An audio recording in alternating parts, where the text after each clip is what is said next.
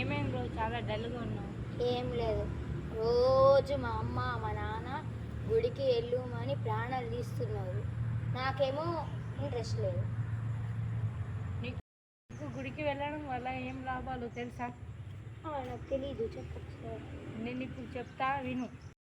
మనము మార్నింగ్ గుడికి వెళ్ళాల్సిన రోజు మార్నింగ్ లేచి స్నానం చేస్తే మన బాడీ తేలిక అవుతుంది.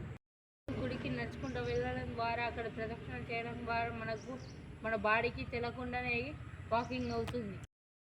అంతేకాదు మనం గుడి లోపలికి వెళ్ళి ధ్యానం చేయడం వల్ల మన మనసు ప్రశాంతంగా అవుతుంది. మనం గుడి లోపలికి వెళ్ళి అనేక రకాల అగరబత్తుల వాసనను పీల్చుకోవడం ద్వారా మన శరీరానికి మేలు జరుగుతుంది.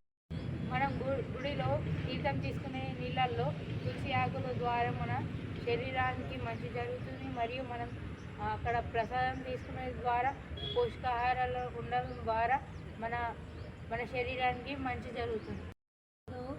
ఉదయం గుడికి రావడం ద్వారా మనం ఆ రోజంతా హుషారుగా ఉంటాము. అవునా?